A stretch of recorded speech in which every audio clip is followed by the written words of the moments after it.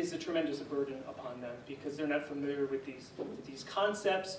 They don't know what a trip segment is. One of the big issues is underreporting of data and misreporting of data. We all think about what our daily commute is. We generally generalize that information. So we say, oh, my commute is I leave my house every day at 8 o'clock and I get home, I get to work at 8:30, when the reality is that you actually left at 8:02 and 42 seconds, and you actually arrived at work at 8:37 and 45 seconds. But people in the general population, when they're filling out these surveys, aren't really paying attention to those specific details, and yet travel demand models and people who are paying us to collect this data, that's the information that they're expecting from us to collect. And the other issue is in these diaries, you go to work, you go pick up your daughter from school, you stop at the gas station. Those individual trips, is that all one giant trip? People generally forget about those short trips that they make, the bike, the ped trips, the short walks down the street to get a gallon of milk, maybe they walk down the street. People don't report those trips. So those are the issues with these traditional methods. So we're augmenting now with GPS. And what we're doing is taking that burden away from the participants, and we're placing it upon us to process that data and figure out those things after the fact. And we're just relying on the individual to use a GPS device to passively collect where they're going, and then we discern that information afterwards. So the advantages of GPS, right off the bat, we can see we can collect route information. If you're figuring out these travel diaries, we can't ask people usually their routes. That's very cumbersome. We usually just ask origins and destinations. With the GPS, we're aiming to lower the burden upon the respondent and not have to fill out these cumbersome forms. With the GPS data, it's already digital GPS data. There's no data entry from these usually paper-based forms or even web-based surveys. And increase massive amount of data quality and data volume, as we'll see. So we have two major studies that we have nearly completed. One is in the greater Los Angeles region for the Southern California Association of Governments. That was from April to October last year. The general study for the Southern California Association of Governments was about 5,000 households, but about 900 of them participated in the GPS subcomponent of it. And we mailed out 1,800 total GPS units to participants in the Los Angeles region and got those back. The other one that we are working on and completing now is in the greater Philadelphia region for the Delaware Valley Regional Planning Commission. Again, that's what 750 households participated in the GPS subcomponent. There's about 10,000 households in total that are doing the traditional methods, but 750 are doing the GPS subcomponent. And again, we use about 1,500 GPS units were sent out to the general population and retrieved for these studies. So the device that we use, and the next presentation is going to focus more on smartphone usage, which I'll talk about in a second. We use a simple GPS logger for all these studies. And the reason we are still using these is quite simply, there's a GPS chipset in these, and this is a very passive and easy GPS data collection for general population participants to take part in. We shut off all the other functionality of these devices. We have no sound on them. Basically, it's a power button that they turn on. They carry around the device with them, and that's all they have to do. And this is collecting every 1 second of GPS travel behavior activity. So we can collect up to a month or two of data on these devices, absolutely no problem. There's no issue of data storage. The device actually turns on and off automatically when it's not in use or it is in use. So if you set it down for 15 minutes, it shuts off and saves the battery. If you pick it back up and start to go about your travel, it turns back on. And basically we tell participants, turn the power on, charge it, charge lasts a few days, carry this around with you everywhere. That's it, as simple as that. We try to make it as easy and simple as possible. Now, smartphones. The fundamental idea with the smartphone is that participants already have a smartphone, they already have a device. We can just deploy an app to them. We all know that the satellites in space are the same, whether you're using a GPS device, logger, or a smartphone. The data is fundamentally the same. But there are some pros and cons, particularly for regional travel studies, that we have found. We are developing a smartphone application, but we're still using these loggers because, quite simply, they do the job that we need them to do very reliably. So the benefits for the loggers on the left, it is a very passive data collection, and what we mean by that is that participants, although they have to carry the device, they are just simply turning it on. It's never prompting them for anything. They carry it with them. That's all they have to do. One of the big issues with smartphone usage is that we need to meet requirements for the general population and sample representativeness for the general population. We know that 90% of people have cell phones, but yet only 55%, generally the statistics say now, are those cell phones have smartphones. So if we're trying to get a representative sample of the entire population of a region, we're already starting right off the bat with only 50% of the people are eligible. And then we get into issues of whether or not certain target cells and demographics are being met if we just try to use a smartphone application only. And with our device, we're collecting data every 1 second. Again, the battery lasts multiple days. We all know about our smartphones, how often we have to charge those if the GPS is on. We know the battery drain and all those issues associated with it. Now, the benefits of the smartphone application is obviously we're utilizing participants' current smartphones and their hardware that everyone already has. With the smartphone, we would have no need to purchase and mail and manage these GPS devices, which do cost money, and also we do lose them. We lose a good deal with them. And also with the smartphone application, you obviously can prompt people during their travel for additional questions, such as, do you have a passenger with you, or travel mode. But for our purposes, we are generally relying on the data loggers. We know that smartphones are the future and it will proliferate. But for now, we're relying on the loggers, and we think that in the future it'll be a blend of the two. For the deployment of these devices, we use FedEx to send them out because we want people to get attention to these packages. They're already prompted and they're aware that they're going to get these packages. But we provide them a business reply envelope from USPS in the package to send them back to us. And the reason we do this is people aren't simply going to go to FedEx to send us back a package. We'll never see those devices again. But with the FedEx, we can track them. We know that they received the package, and we can provide signature to them. We also use a barcode system on them, so we can scan them in and out to make it easier on our site for data management. I mentioned compliance. One of the issues with using these GPS loggers is whether or not people send them back to us. Generally, we have about an 85 to 90% return rate on the devices, and we send them out in waves. So basically, if we're doing a year-long study with maybe 500 devices, by the end of that study, we maybe will have 25% of those devices left to us because every wave that we're sending out, we're losing 10% of them generally. We take that into account for the studies. One thing that we did note, we wanted to look at, since we're GIS-focused people, is whether there was a spatial component of non-compliance and people returning them back to us. And we have found through our studies that there's absolutely no correlation within a region of whether or not people return the devices or not. The tests prove that that's not a factor. What the main factors are, our age and household size are positively correlated with people not mailing back the devices. And quite simply, on the bottom you can see the larger the household size, the more GPS units they're getting, the greater the overall burden upon them. And we find that once you get above a 4-person household, if you're trying to send more than 4 GPS units to a household, you're never going to get those devices back because the burden is very high. And also we have found that 85 years of age is the cutoff point. It really drops off after that if you're trying to mail to the general population above 85. We actually were surprised that that was that high. We initially thought about 70, 75, but we didn't see any difference in age until over 85 years of age.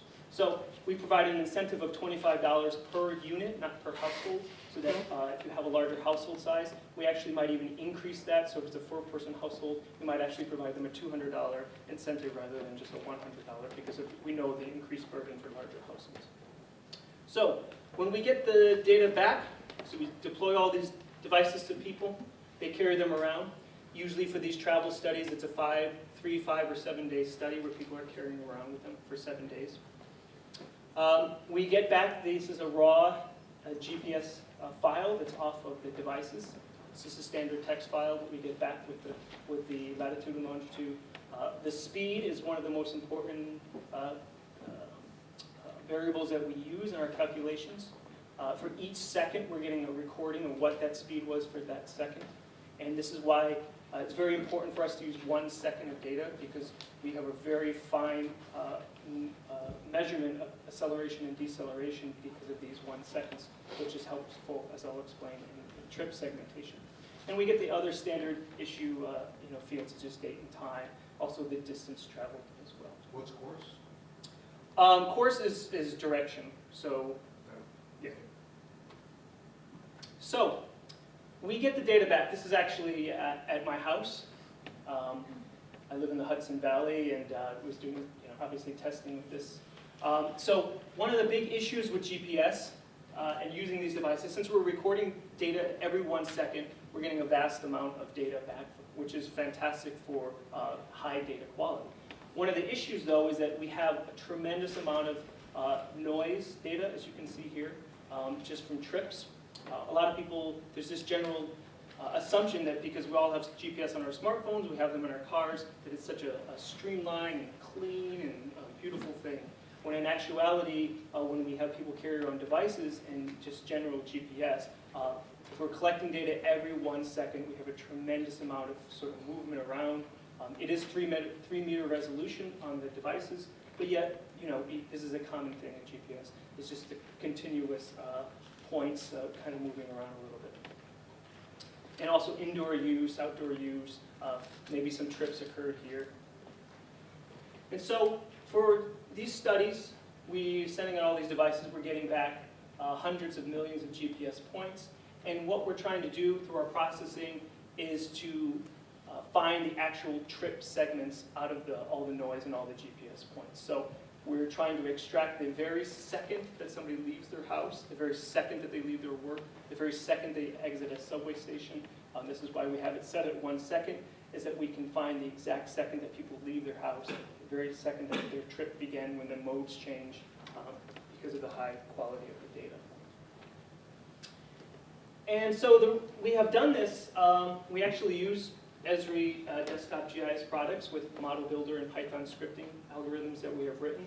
I'm very interested in the previous presentation in getting my hands on one of those $1,000 2800 processors to speed up. Currently, what we do is we have these iterations set up at night we mail these out in waves, so we get back maybe 30 or 40 devices back a week, so we're not dealing with all the data at once. And we iterate through our processes at night based on these raw GPS files. And we import them into different processes and do our whole Python-based processing overnight into these travel segments.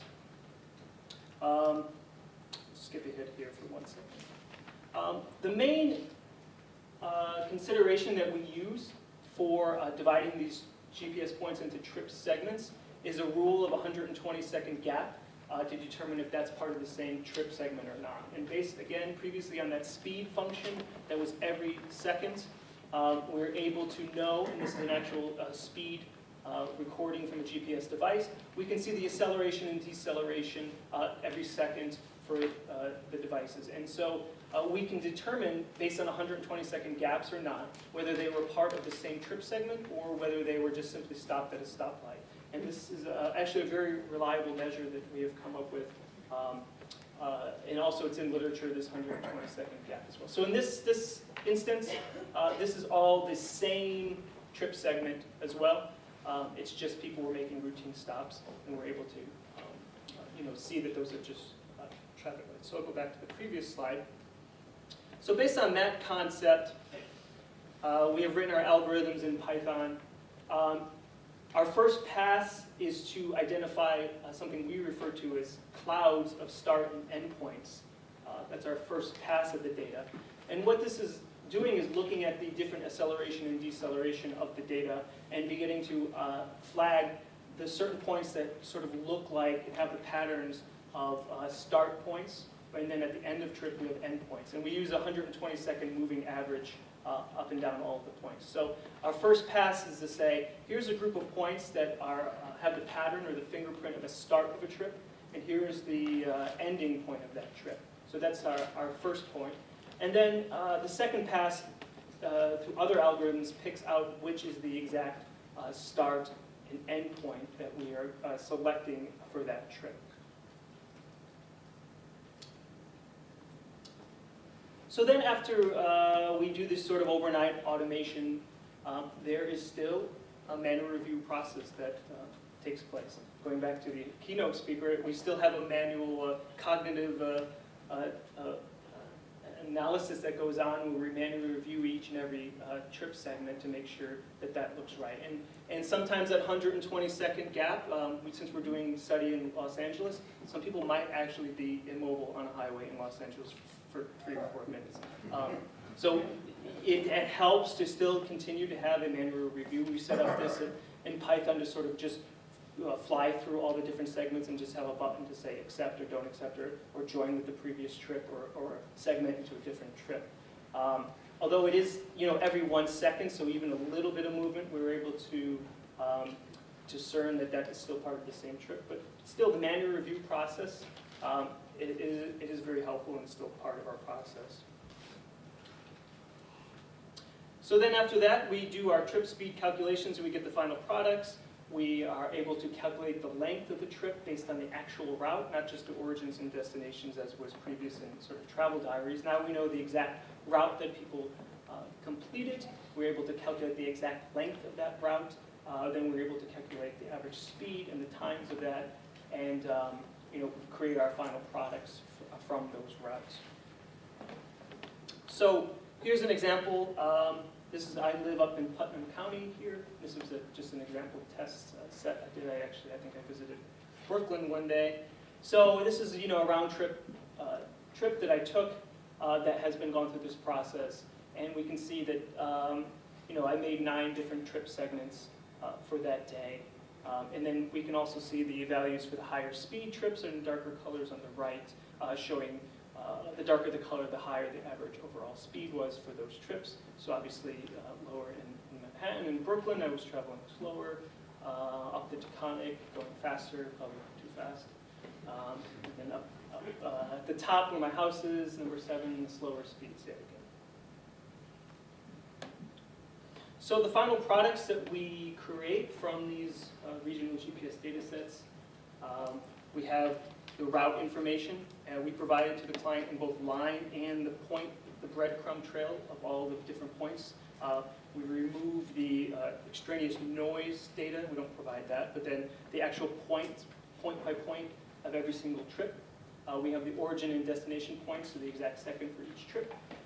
We remove that sort of non-trip data, that stationary data, the non-trip activity.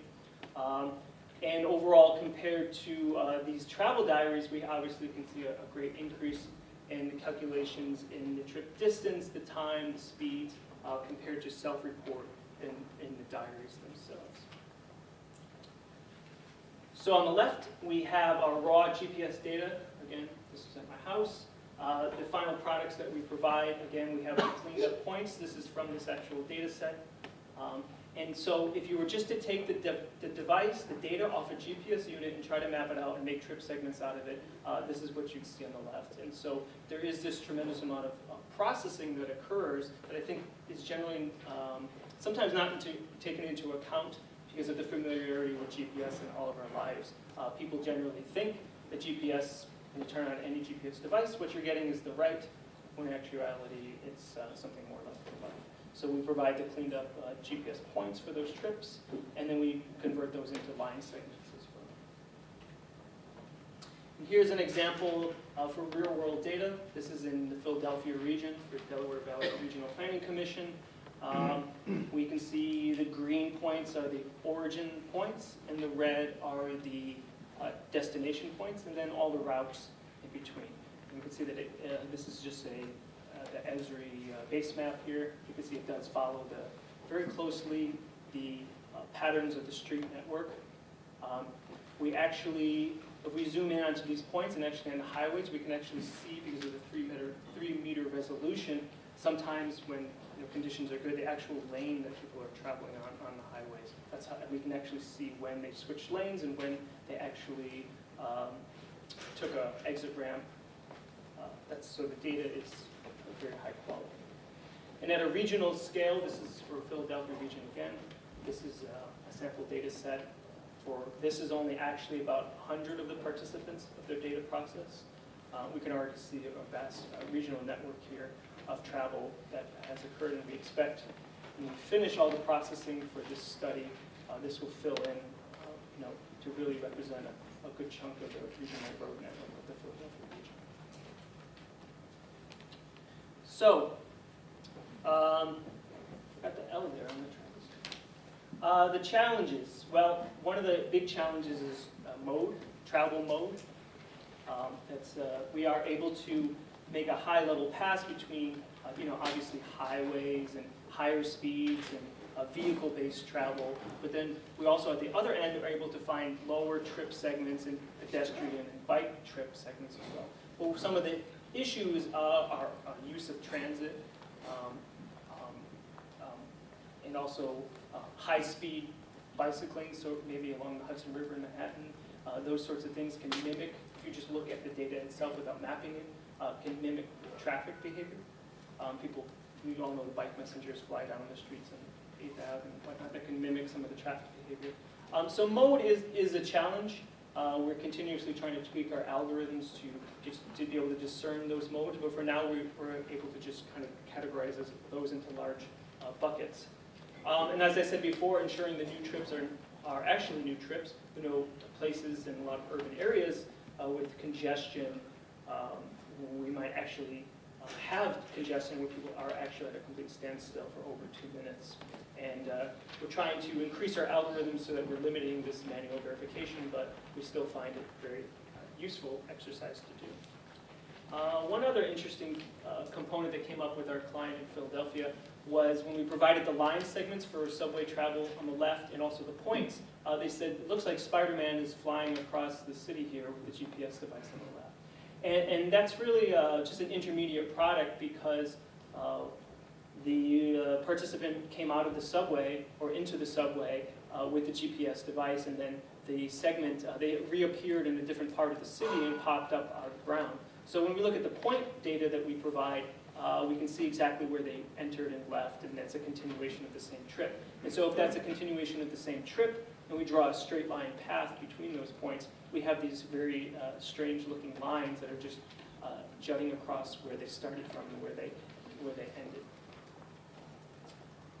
So one last slide here, just conclusions, and then we can have a few questions. We obviously we think that GPS obviously is a very successful data collection method. We have over 200 million GPS points collected. We think it greatly reduces the burden upon the respondent. Not they have to fill out these lengthy travel forms, and we're sort of taking that knowledge and that burden and putting it upon ourselves to discern their travel behaviors. We are working with a smartphone app now and developing our own, but for now, the GPS loggers, our GPS chipsets, they work. They're fine. They work fine. Smartphones are very sexy and they're the future and it's going to happen. But for certain segments of the population, I'm not sure if they will ever actually use a smartphone. And deploying a GPS logger to an 80-year-old single person might actually make more sense in the future, even still, than a smartphone. And we use all Esri products. That was just sort of our default. We're not sure we'll stick with that, but that's what we began with. And that's what we all right, thank you.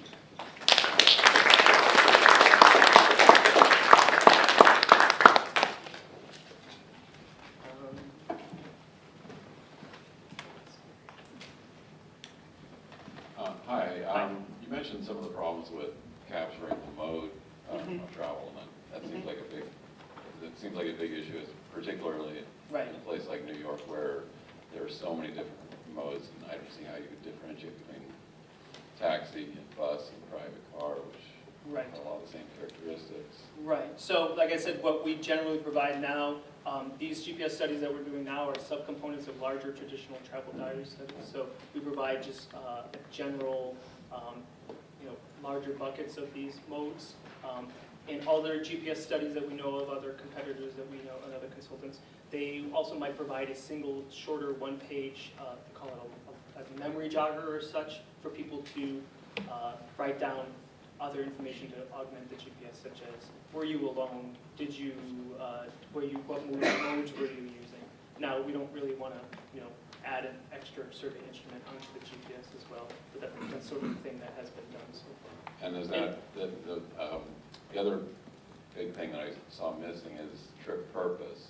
Yes. Which is certainly critical for Exactly. transportation planners. Right, same thing, same thing. So a lot of people in the household travel survey community and at conferences and whatnot, they're wrestling with the same issues. Do you provide an additional survey for people to write down their trip purpose and their mode as well, or are you trying, there really is a push to increase these algorithms and make it better to just rely on the GPS data itself? And that's where I think the beauty of smartphones comes in, is that the prompting of, you just ended a trip, what was your mode?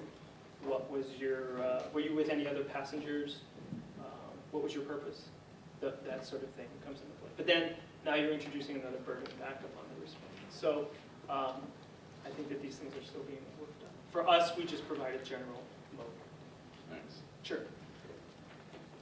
Actually, I just want to ask a similar question, but I have another one that you said 120 seconds Yes. for like stop, but then that is only related to the auto trip. But then again, that in New York City we had a lot of public transportation and the pedestrian trip, which actually a lot of portions. So then 120 seconds cannot really apply in the New York City.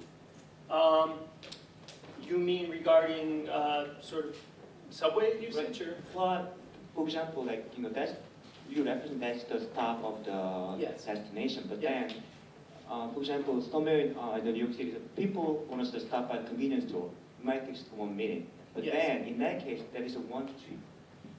But in that algorithm, may not capture Yes. that as a single And trip. I think that also goes back to what we do for the manual review, is that we still manually look at that and use base maps and aerial photography, where we can see when people go indoors, the clustering looks sort of like this. And so we still manually, we can tell if somebody goes into a store, it has a fingerprint or pattern such as this distorted. And we look at the times and we say that was a destination or a location that people went to. And that may seem like we're erring on the side of creating too many trip segments, but when speaking with our clients, that's what they would prefer, travel modelers. What we are understanding is that they would prefer that instead of the normal 4.1 trips per day, that are obviously the industry standard, people say 4 trips a day. If we're generating 5, 6 trips per day using this GPS, they can always go back and join those trips back together as saying, well, we think that was really 1 trip or not. But, so we err on the side of creating more trip segments than less trip segments. I just want to add to that. Actually, stopping in a grocery store counts as an activity node, so it should count as a destination, and then the beginning of the next trip. And Yes. 120 seconds is a typical number used pretty much everywhere, but we should probably extend it if we want to use it for New York City, because New York City, waiting for bus or subway usually takes more than 2 minutes, and so waiting for bus or subway doesn't count as an activity. So you are right. Yes. And we should probably have a longer time to identify an activity node in big cities like New York City. Just one last question. Can you find out what's the different number of trips between the traditional diary and the GPS portion in LA and further? I can get back to you on that number, but generally, the industry standard is something like 4 trips per day per person for, travel diaries. But the whole reason that GPS usage came out and beginning to use in household travel surveys for the past decade is just really as an underreporting factor to correlate what the trip numbers are. So we are finding somewhere about 6 trips per day per person or something like that. Because again, we're looking at really a fine scale of all these pedestrian trips that people make that are traditionally not captured. And we're in areas of Philadelphia and Los Angeles that, may, if we were doing this in, Kansas, it might not be met. Marco, one more question. Sure. Yeah. Okay, sorry. Marco Gudis from Rutgers University. Sure. The GPS data that you presented is obviously a very nice way, very accurate, precise way of measuring a sample of the population. Yes. In our academic research community, there's also been a lot of discussion of using a potentially complementary data source, stellar call data records. Yes. These are if you have not heard of them, these are records that are collected whenever you make a phone call or a data Yes. connection on your smartphone, Yes. even without the use of GPS in the phone itself. And carriers have large amounts of these records Yes. for everybody that uses a phone. So I wanted to hear your thoughts, and has there been discussion of using them? How Sure. do you view them? Actually, we are completing a study right now with the North Central Texas Council of Governments in Dallas, in which they're actually having a small sample of participants. Before they do their large regional travel survey, they're doing a 200 participant study. So we are providing the GPS loggers for those participants. AirSage is doing the cell phone triangulation with those same participants and the same trips. And then New Stats is providing a smartphone GPS application. And the idea is that these same participants are going to do the same, and then they're having a travel diary too, which the consultants will never see. That'll just go back to the client and they'll see. So they're doing the study. I think it's the first time that this has ever really been done, of trying to understand what is a direct comparison between these different technologies. What are the pros and cons, and what are the results? So we're encouraging them after this study is done. People are traveling actually now this week with it. That later on this year that they will publish and make this report public, and we're interested to know too what are the results of that. From my inside information from that so far, I think the different combinations of phones, the different platforms, the different usage in smartphones is really, it seems to be a big issue because you have to pre-call and pre-install all these different applications on all these different phones. And also the accuracy of the cell phone data, the physical accuracy of it is not as high. There's a lot of assumptions being made to that. So I'll give you my card, and hopefully later on this year that report will be available and you can see. Okay. We can. Okay. Thank you.